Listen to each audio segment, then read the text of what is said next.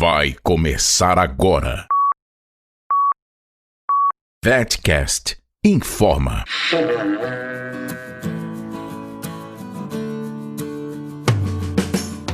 Olá pessoal, vai começar o Vetcast informa. Vamos nos atualizar, manter a conversa em dia e trazer para você uma conversa bacana sobre temas variados na veterinária. Hoje vamos falar de confinamento. Para essa mesa, contamos comigo, Patrícia Grube dos Santos, Ana Maria Copan, Josane Pagliosa, Bia Nasser. E como nossa convidada, Lorena Lacava, gaúcha, veterinária e mestre em ciência animal pela Universidade Federal de Pelotas. Foi professora do Colégio Imperatriz, Dona Leopoldina, no curso técnico em agropecuária, e na Universidade Estadual do Centro-Oeste do Paraná, Unicentro. Trabalha também na Cooper Aliança, como consultora em saúde animal em confinamento. Atualmente é estudante de gastronomia, cozinheira por paixão, e seguindo essa linha gastronômica, é proprietária da Lacava Personal Chef e do Churras das Gurias. Lorena, fala pra gente um pouquinho sobre você. Queria agradecer a vocês, então, pelo convite. É um prazer estar aqui com essas jovens futuras veterinárias inspiradoras e inspiradas. Fico muito feliz em fazer parte desse trabalho muito bonito de vocês. Eu sou uma veterinária que nasci veterinária, fui criada no campo, meu pai é veterinário, meu marido é veterinário, então eu acabei não conseguindo fugir muito dessa realidade assim do campo e da produção pecuária, que foi o que sempre eu direcionei mais assim na minha formação. Quando eu decidi o que eu ia fazer, na época não tinha gastronomia, que eram duas coisas que eu sempre amei muito. Então eu parti para o rumo da veterinária e no curso de veterinária eu me achei nessa área de produção. Fiz o mestrado, me formei na Universidade Federal de Pelotas também e fiz o mestrado na área de ciência animal na mesma universidade, no departamento de zootecnia, na área de produção também. Quando eu vim para o Paraná, eu trabalhei um breve período com clínica, de grandes e de pequenos, que foi o que primeiro se apresentou assim no mercado de trabalho, e depois eu comecei a entrar no mundo da produção a partir dos contatos e do que foi se abrindo assim de oportunidades. Aí eu entrei como professora de alguns cursos técnicos, um deles é o Imperatriz, curso técnico aqui em Guarapuava, na colônia, faz parte da empresa da agrária. E depois disso eu fui professora da Universidade Estadual do Centro-Oeste do Paraná, dando aulas na área de produção e algumas disciplinas na área de nutrição também. Eu fui trabalhar numa cooperativa que se chama Cooper Aliança, que é uma cooperativa de carne aqui da região, bastante forte no Paraná. E a partir disso, trabalhando em alguns produtores da Cooper Aliança, porque eu saí do departamento técnico e abri um serviço de consultoria, atendendo alguns desses cooperados. Na minha cabeça foi se formando esse link aí da produção pecuária e da carne, e aí nasceu o Churras das Gurias, com essa finalização, né, de todo o processo produtivo lá na grelha. E aí eu quis estudar mais um pouquinho, entrei na escola de gastronomia para poder entender um pouco mais de alguns outros processos.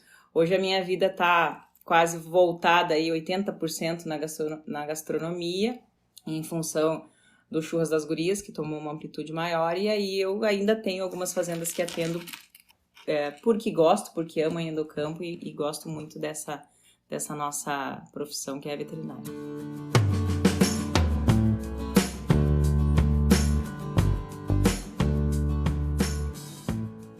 Explana pra gente um pouquinho sobre o confinamento no geral, assim. Então, eu entrei nesse mundo de confinamentos através da Cooper Aliança e de alguns cooperados. O confinamento, de forma geral, é um sistema produtivo que faz com que os animais sejam terminados em ambiente fechado, com dieta controlada, com toda a parte de limpeza, nutrição, água e tudo de forma bem regular para que o animal chegue a um peso ideal para o abate. Então, o confinamento basicamente é isso, é um sistema produtivo.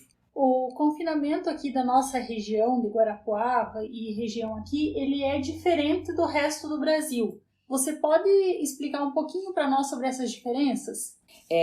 Existe alguns outros lugares que talvez produzam de uma forma muito similar, mas aqui a nossa integração lavoura-pecuária é muito intensa. A maioria dos cooperados e dos produtores aqui de carne, né, de bovino de corte, terminam em confinamento e otimizam as pastagens que seriam coberturas em alguns períodos em que não tem o plantio. Então, nós trabalhamos de uma forma bem intensa na dieta, né? Desde do momento em que o animal chega no confinamento, chega na propriedade, passa pelo processo de recria, depois vai para adaptação e depois para o confinamento. Então, eles recebem pasto, né, quando chegam, e uma suplementação alimentar. Na adaptação, eles já têm a inclusão gradual da dieta que eles vão receber no confinamento, e aí no confinamento eles recebem a dieta total de confinamento e ficam aproximadamente 90 dias. E voltando para nossa região, as principais raças que melhor se adaptam aqui, quais? Nas propriedades que eu trabalho, de forma geral, de conhecimento da nossa área, da nossa diversidade pecuária, aqui em Guarapuava, as principais raças são raças europeias, britânicas e continentais, tá? Que aí a gente entra aí o charolês e os seus compostos e sintéticos e cruzamentos. Existe muito o Angus muito forte, né? 85% dos confinamentos que eu atendo são animais Angus ou cruzado Angus. E ainda existe algumas raças zebuínas, como Nelore, Tabapã, e que ainda são base das matrizes. E aí levam esse grau de consanguinidade para dentro do confinamento, mesmo que eles tenham Angus aí nesse cruzamento. Mas geralmente o que tinha muito aqui em Guarapuava e na região, antes do Angus se tornar essa onda que veio preteando, né, tudo e avermelhando tudo, era o charolês, era o cimental, eram o canchim, o Nelore também bastante. Então essas raças tomavam mais conta assim do nosso cenário. A gente sabe que acontece bastante cruzamento entre raças. Você acha que esse cruzamento pode interferir na certificação do animal, no caso no ganho final do produtor também? Tudo tem a ver com o resultado final, na verdade, né? Porém, eu acredito, e existem muitos trabalhos que reforçam isso, que a heterose traz uma qualidade, fatores que agregam no ganho de peso, no rendimento de carcaça. Por exemplo, um cruzamento do animal charolês com o animal Angus, que são duas raças que se adaptam muito bem aqui na nossa região, traz para esse animal, confere a essa carcaça um rendimento muito grande, um rendimento maior, que é o que o charolês traz, com essa precocidade, esse acabamento e também o marmoreio que o Angus traz, né? Então, o que desconfigura uma certificação? Raças leiteiras, qualquer vestígio de raça leiteira dentro de um cruzamento traz a não certificação desse animal. E quando o animal tem um fenótipo mais apurado para as características da outra raça que não a Angus. Por exemplo, o Nelore. Quando o animal tem um cupim muito acentuado, uma barbela muito pendular, né, e o formato da cabeça muito azeboado, mesmo que ele tenha 50% de Angus, que o pai seja Angus, por exemplo, e que a mãe seja Nelore, esse animal não configura, não está dentro das características para certificação. Então, essa avaliação também é subjetiva, uma avaliação fenotípica, né? Não existe ainda um controle de DNA para estimar o grau da sanguinidade desses cruzamentos, entendeu? Então, seria melhor ter ou que ele fosse puramente Angus, ou Angus cruzado com charolês, do que Angus cruzado com uma raça zebuína, para ele ter um melhor rendimento de carcaça e precocidade? Não necessariamente, depende muito do ambiente, né? Cada fazenda é uma célula, né? Nós estamos em Guarapuava, uma região muito fria. Então, aqui se adaptam bem as raças continentais e todas essas outras, as britânicas, ok. Mas se a gente subir um pouquinho, Pitanga para cima ali, a gente já tem um clima um pouco mais quente. Então, as raças zebuínas, elas se adaptam também melhor. Então, depende muito da fazenda. Não posso dizer assim, fazer uma regra, né? Esse cruzamento com esse funciona muito bem. Funciona muito bem aqui na minha realidade.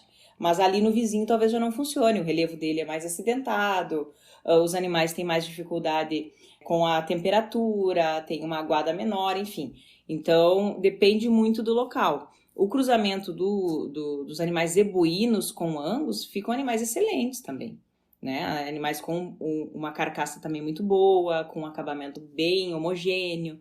Então, eu não tenho como te afirmar, isso e isso dá certo, isso e isso não dá certo. Dentro do programa de carne Angus, não sendo cruzamento com raças leiteiras e tendo as características fenotípicas do Angus, está dentro da certificação. No Paraná, tá? No Paraná se admite 50% de sangue Angus. Aí cada região tem a sua regulamentação, né? No Rio Grande do Sul é diferente, aqui é diferente, Santa Catarina, no Nordeste, no Norte e no Centro-Oeste também é diferente. Outro fato que é do confinamento aqui da nossa região, que eu acho que até é uma exigência da Cooper Aliança, é que o animal seja inteiro no confinamento. O fato dele ser inteiro, ele proporciona um ganho de peso mais rápido, maior e, consequentemente, um melhor acabamento na carcaça? O fato do animal ser inteiro tem a ver com o rendimento. Então, através de vários trabalhos e estudos da situação local e da forma do sistema produtivo dos cooperados da Cooper Aliança, se estipulou que esses animais seriam animais inteiros pelo rendimento de carcaça, né, e pelo ganho de peso progressivo. Tá? Até se nós formos avaliar em relação a acabamento de gordura, um animal castrado tem mais, né? Mas como o mercado consumidor desse produto requer um nível, né, uma gramatura de gordura entre 5 e 6 milímetros, então animais inteiros nesse sistema produtivo com esse nível de acabamento, eles conseguiram fechar esse ciclo e funciona muito bem, tá? Mas não quer dizer que seja uma regra. E nesse tipo de confinamento precoce, quais as maiores dificuldades? A maior dificuldade é tu ter um produtor de bezerro, né? Geralmente as fazendas e as que eu atendo são fazendas só terminadoras, né? Recriadoras e terminadoras. Então eles não produzem o bezerro. O mais difícil hoje é a gente conseguir um parceiro e vários parceiros, né? Para que atendam a nossa demanda de bezerro e que tenham um padrão de qualidade. E esse padrão engloba várias coisas, além de saúde, de sanidade animal, de bem-estar, de protocolos, de procedimentos e do cruzamento genético. Então, essa é a maior dificuldade hoje. Aí, dentro do sistema produtivo, a gente levanta outras dificuldades, né? As sanitárias, por exemplo. A gente tenta minimizar o que pode para não usar tanta vacina, tanto medicamento, porque a agulha traz alguns problemas para a carcaça que depois o produtor vai perder lá no final.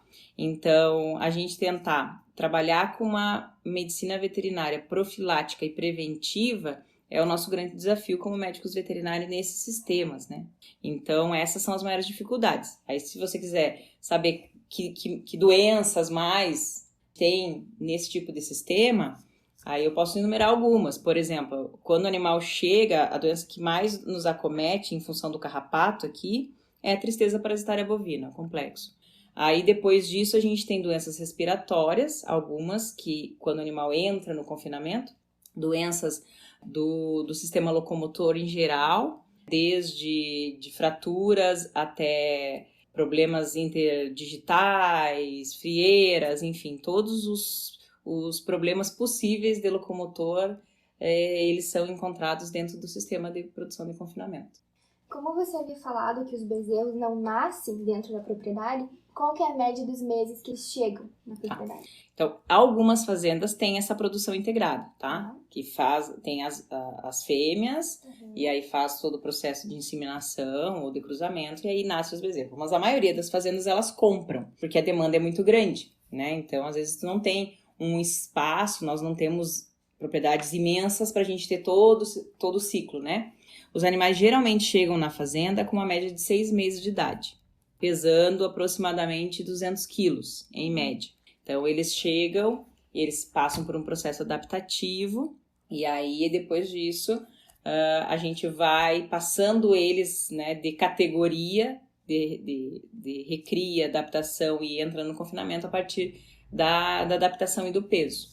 Tá, e esse fato dele nascer ou o proprietário comprar influencia no custo? Tem alguma coisa que é mais barato? Se você tem o processo produtivo todo, o teu custo do bezerro é mais baixo. Mas, em compensação, tu tem todos os outros, não vou dizer incômodos, mas as outras dificuldades do sistema de produzir matriz, né? De ter matriz e produzir bezerro. Então, todo um processo controlado de nascimento, de forragem ao nascimento, de cuidados do bezerro ao pé da vaca, enfim, tá?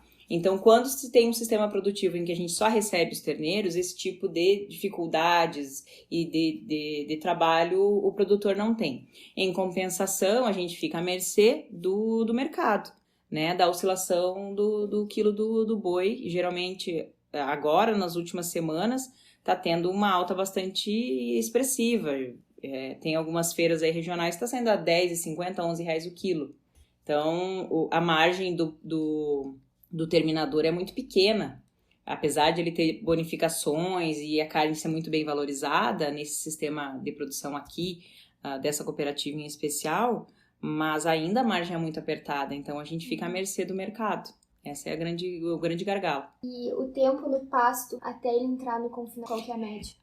Geralmente a gente vai acompanhando pelo peso, né?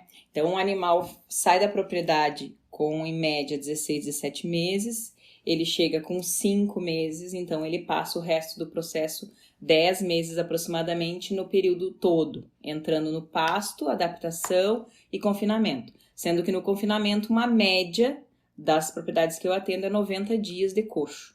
Então o restante ele passa no pasto e aproximadamente entre 20 e 30 dias na adaptação, tá? Lorena, no restante do Brasil, o gado fica no confinamento desde que ele chega na propriedade, sendo que ele nasce lá ou que ele chega... A média de terminação dele é de 20 a 22 meses, algumas regiões até 24 meses. Já aqui na região de Guarapuava, ele sai do confinamento para o abate em torno de 16, 18 meses estourando. Com o mesmo rendimento de carcaça do animal que ficou 24 meses a pasto e terminação no confinamento. Essa precocidade está relacionada à raça, à nutrição, ao estilo do confinamento, ao animal ser inteiro, ou é um conjunto de tudo que consegue fazer com que tenha essa precocidade atendendo ao mercado? É um conjunto de tudo, né? Por exemplo, no Rio Grande do Sul, os animais são terminados na maioria das vezes a pasto, né? Então, quando o animal é terminado a pasto, em função da disponibilidade de forragem, o período de tempo que ele precisa para chegar no mesmo peso e no mesmo acabamento do que um animal em confinamento é muito maior, né? Por isso que se estende aí um pouco mais esse período dessa idade de abate. Mas esse animal também a campo, ele fica à mercê das intempéries, né? E assim, consequentemente, o pasto também. Então, toda essa variação e essa oscilação de disponibilidade de pastagem e tudo mais faz com que o animal demore mais, então, para engordar. Mas a questão genética da raça, nesse caso dos animais a pasto, e serem animais castrados, faz com que o ganho a cobertura seja mais eficiente e por esse período extenso de forragem, de alimento, da energia e da proteína que ele tira basicamente da forragem, ele demora mais para chegar nesse peso. E geralmente eles são ainda mais leves porque são animais castrados, tá? No sistema de confinamento, apesar de os animais terem cruzamentos, não serem a raça, por exemplo, a Angus, não é tão apurada quanto no Rio Grande do Sul. No Rio Grande do Sul, o grau de sangue Angus é um pouco maior do que aqui. Aqui a gente admite até 50%.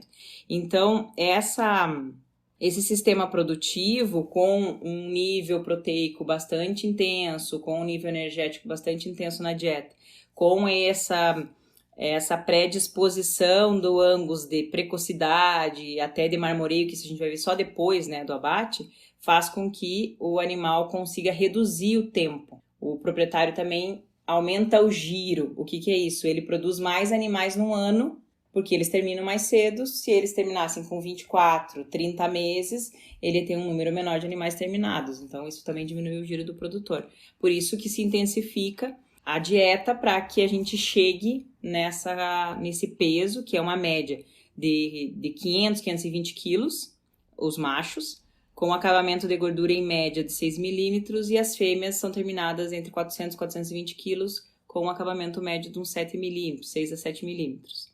Tá? Então, as fêmeas são um pouco mais leves em função, né, do gênero. Mas as fêmeas passam mais tempo do que esses 18 meses. Não, é Não? o mesmo tempo, às Mesmo vezes tempo? mais precoce. Porque como a fêmea tem uma característica genética de todas as fêmeas de acumularem um pouco mais de gordura, as fêmeas terminam antes. Porque elas não têm tanta testosterona, assim como os machos, então elas têm um acúmulo um pouco maior de gordura. E aí elas já têm propriedades que a gente termina fêmeas com 11 meses, né? Com 9 às vezes. Super Então, precoce. o giro da fêmea é muito mais rápido. Em compensação, o rendimento de carcaça da fêmea é menor, né? Os cortes são menores, depois no frigorífico. As fêmeas Angus, que geralmente são mais gordas ainda que o normal do mercado, a costela quase não se aproveita, é muita gordura na costela. Então, o mercado dita, assim, né? Eu, particularmente, gosto mais de carne de fêmea. Eu acho ela um pouco mais macia, ela mais saborosa. E ela mais gordinha, então a gordura traz um sabor. Mas, ao mesmo tempo, a gente entende pelo lado do varejo, né, do açougue, dos supermercados, que não rende tanto como um macho. Então, isso é de acordo com o mercado, né, a necessidade. E aí, o produtor também vai se alinhando, né? Então, se precisa de carcaças, aqui na nossa região, carcaças mais pesadas com um acabamento de gordura mediano. Então, se adaptou a ser animais inteiros nesse sistema produtivo.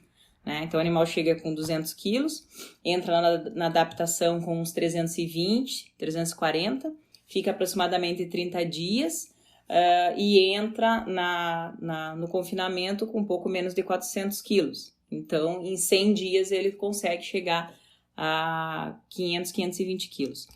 E aí tem o ganho de peso diário, que também é variável de acordo com a estação do ano, com a disponibilidade de forragem, com a disponibilidade do concentrado, enfim, e o manejo, né? Então, dentro das propriedades que eu atendo, a gente tem um controle tanto sanitário para que a gente melhore esse ganho de peso diário, controle da dieta, controle dos manejos em relação a bem-estar animal, que isso tem muito a ver com qualidade de carne, tanto em todo o processo produtivo, quanto no momento em que o animal está sendo carregado e depois lá no abate. Então, todos esses fatores que cada fazenda é um universo diferente, então a gente não pode ter uma receita de bolo para tudo. A gente tem que chegar na propriedade, fazer um levantamento. Agora estou dando um conselho como técnico, tá?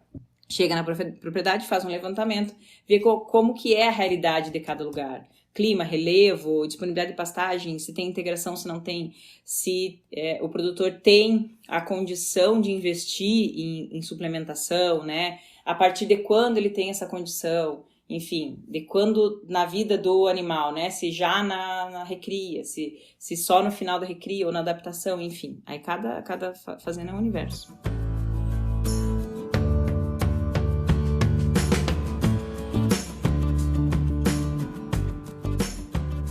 Nas propriedades que você atende, quais são as práticas que você adota de bem-estar animal? Nas propriedades que eu assisto, tanto na construção e na adaptação das estruturas para que a gente tenha condições de bem-estar para que esse animal seja manejado diariamente. Isso engloba o quê?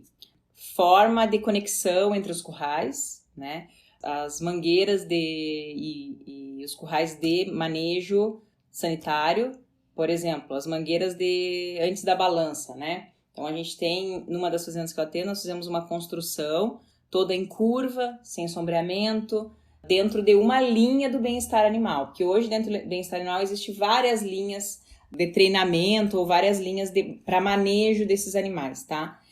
Nessas fazendas a gente tem uma linha um pouco mais conservadora, baseada em alguns estudos da Temple Grant, da Temple, e através desses conceitos dela a gente foi adaptando a nossa realidade. Por exemplo, sombreamento, para que o animal não refugue, então a gente evita ter sombreamento nas mangueiras, então elas são construídas inteiras. Elas são em curva para que o animal não refugue vendo um final, então quando vê ele já está lá dentro do caminhão, o carregador também em curva.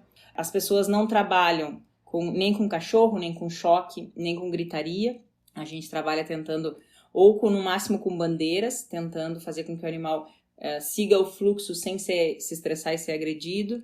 No momento do carregamento para abate, quando esses animais são de lotes diferentes, a gente não junta eles para que eles não se estressem e eles não briguem, e isso causa um estresse pré-abate que pode refletir lá na qualidade da carne.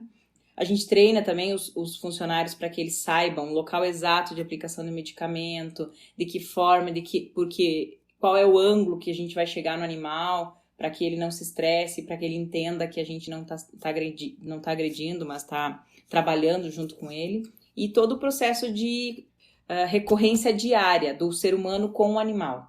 Né? Quando o animal tem o costume e sabe que ele não vai ser agredido, que não vai ser machucado, ele não se incomoda com a presença humana, né? Então, às vezes ele vem até de contato com a doente, né? Geralmente o animal está doente, ele fica afastado do lote. Então, quando tu tá recorrendo um lote, mesmo que seja a pé, tu percebe, como eles são muito mansos, tu percebe que aquele animal começa a se apresentar de alguma forma diferente. Então, essa cuidado e percepção visual e observação, sem gritaria e sem loucuragem, é o que a gente preconiza em todas as fazendas que eu atendo.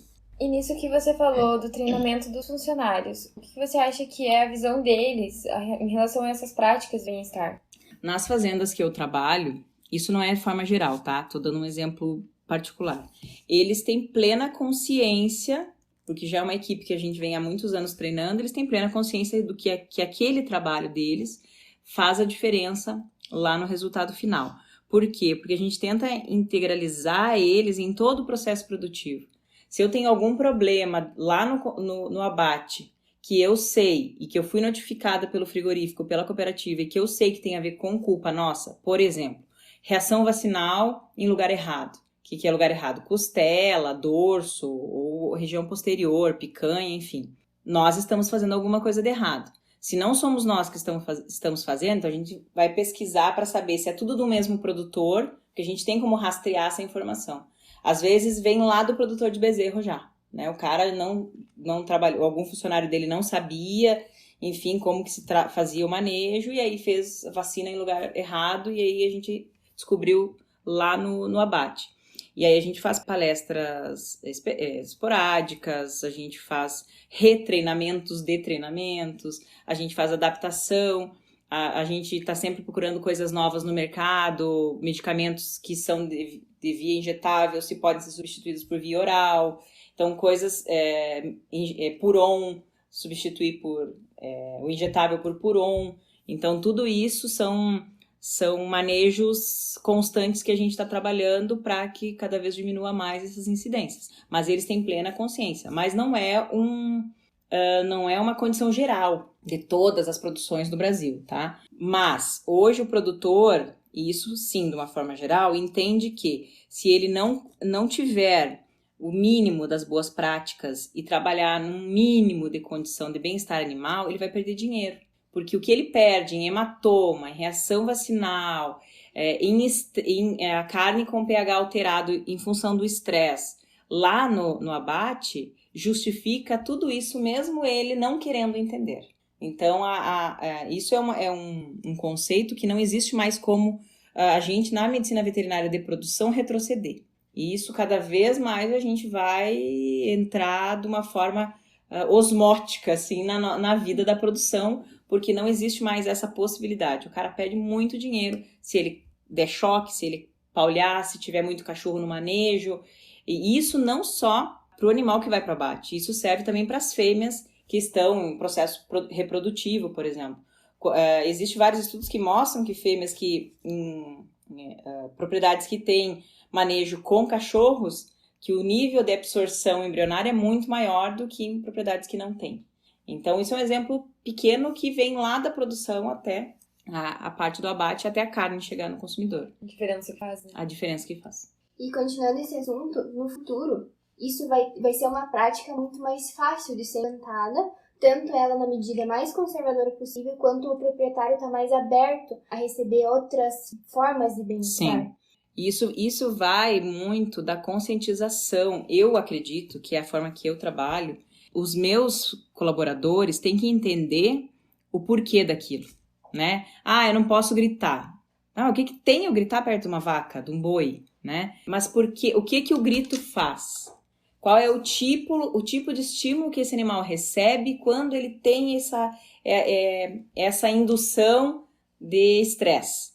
Então, quando o funcionário, mesmo que ele não tenha uma formação de técnico, enfim, que ele seja uma pessoa com nível de escolaridade baixo, ele consegue entender o porquê dessas práticas, né?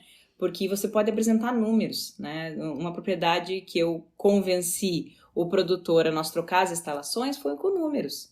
Nós tínhamos uma balança que trazia muito antiga, um tronco de contenção com balança, que era muito velho e que ele trazia muitos problemas para a carcaça. Hematoma, reação, por quê? O funcionário também tem que se sentir seguro, porque ele tem que viver num ambiente seguro para que ele possa fazer um trabalho tranquilo e que esse trabalho tranquilo se reflita também nas boas condições de trabalho com os animais. Então, se eu não tenho uma estrutura muito boa de manejo, eu vou deixar meu funcionário em risco, ele vai estar se pendurando lá no corredor para fazer vacina no meio de um monte de boi junto, que pode levantar, dar uma cabeçada nele, ele pode cair lá para dentro, ele pode derrubar a pistola, enfim, ele pode ter inúmeros problemas ali. Quando eu consigo dar uma condição e estrutura para que ele trabalhe bem, a resposta dele é muito rápida. Então, a gente economizou R$40 mil por ano, só em perdas de hematoma, reação vacinal e estresse no pré-abate.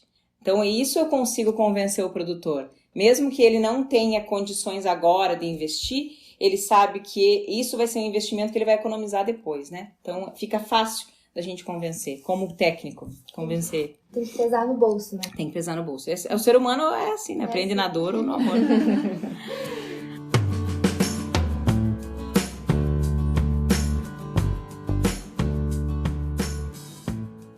E agora, falando do futuro, Lorena, como profissional, o que ele espera tanto nessa área de assistência, né, em fazendas, como nessa nova gastronomia?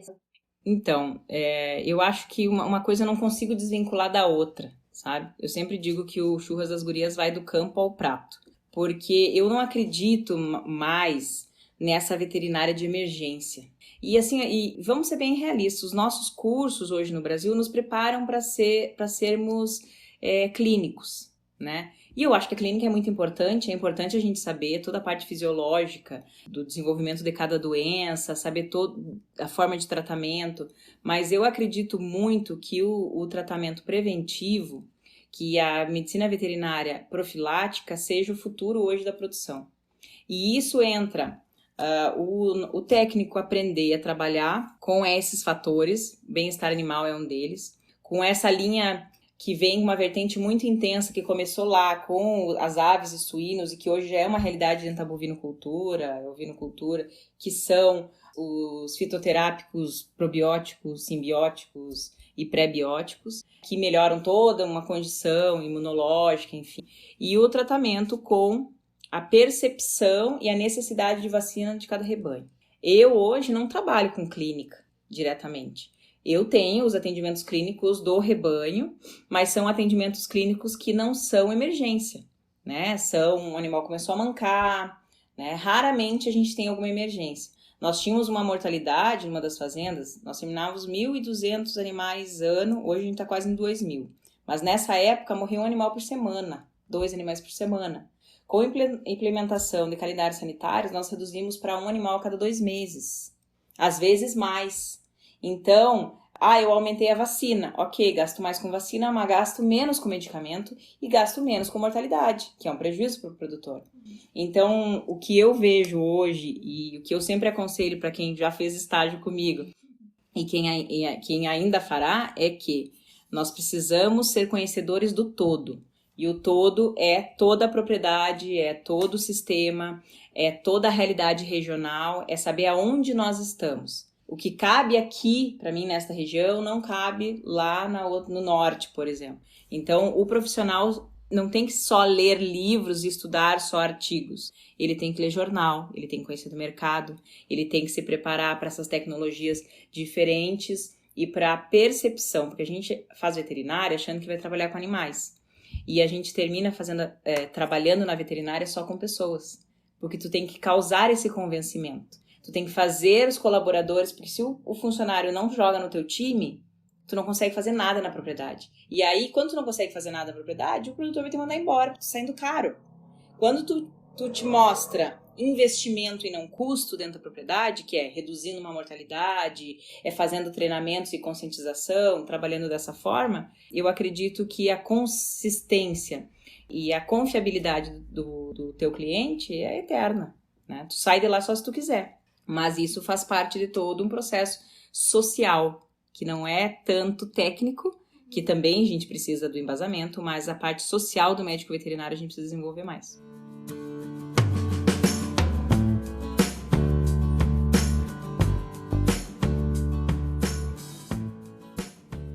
Lorena, a gente gostaria de agradecer por você ter se disponibilizado em estar conosco hoje falando desse tema tão importante que é para a nossa pecuária brasileira. Lembrando de curtirem no Instagram o Churras das Gurias. Isso aí. E quem tiver interesse em fazer o curso do Churras das Gurias, eu mais que recomendo. Já tive o prazer de fazer e hoje faz sucesso nas reuniões familiares. Agora na pandemia não, mas quando tem um churrasco, é só a Paty que faz o churrasco. Então, que orgulho, né? Quem tiver, se quiser falar um pouquinho pra nós do Churras das Gurias. Então, o Churras das Gurias foi um projeto também que começou brincando, assim, nas redes sociais. E, claro, eu fazia já churrasco. Na verdade, eu fazia churrasco porque meu pai assava muito mal, então eu sempre tomei conta, assim, da churrasqueira em casa. E depois, com a gastronomia, eu me senti mais à vontade de aplicar algumas técnicas fazendo churrasco. Inventando moda, né, fazendo churrasco. E aí surgiu o Churras das Gurias e quando eu vi, tomou uma proporção muito maior do que eu imaginava. Hoje a gente trabalha com cursos. O Churras das Gurias vai para todos os lugares do Brasil, fazer palestras e cursos de churrasco e de toda essa parte do processo do campo ao prato, além de eventos ligados à gastronomia. E a minha cozinha, como chefe de cozinha, ela tá muito ligada ao fogo, à carne, então eu não consigo fugir muito disso também, que isso faz parte da minha assinatura, né, como chefe. Então o Churras hoje vai entrar também numa linha online, a gente vai a partir até, acho que outubro, nós já estamos com todo o material pronto dos cursos online. Então, como a gente tem essa dificuldade agora de ir até as pessoas, o Churras das Gurias vai de outra forma, em forma de curso online. E agora a gente também está com um canal no YouTube, fazendo algumas matérias aí para que as pessoas conheçam um pouquinho mais do nosso trabalho, além das redes sociais, Instagram e Facebook. Legal. E sempre lembrando dos nossos grandes parceiros. Ana Maria Dog Walker. Se você não tem tempo de sair com seu pet, então não deixe seu cão sozinho. Deixe ele passear com alguém que ama o que faz. E o supermercado Unimax. Mais qualidade, mais praticidade e mais economia, fazendo sempre mais por você. Contando também com o serviço delivery via WhatsApp no número 42 99941 0919. E aí, galera, não esquece de curtir nossas redes sociais. No Instagram e no Facebook você nos encontra como AgroVet Informa. Curte e compartilhe nossas postagens. Entre também no nosso canal do YouTube. Curte e acione o sininho para você receber notificações de quando tiver novos podcasts. Segue também a gente no Spotify como AgroVet Informa. Lá terão novos podcasts mensalmente.